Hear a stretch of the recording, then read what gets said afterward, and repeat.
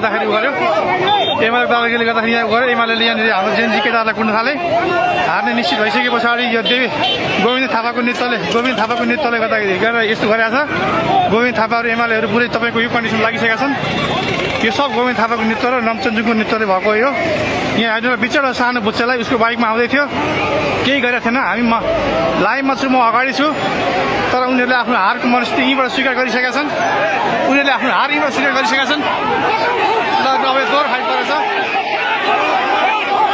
अब एमालेहरूलाई कुट्नुपर्ने अवस्था आएको छ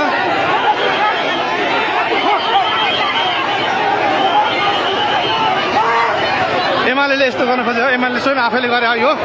एमाले हार स्वीकार गरिसकेका छ एमाले यस्तो गरेको हो यो सानो जेन्जी भाइले यस्तो गरेको छ लखेर खोजेको छ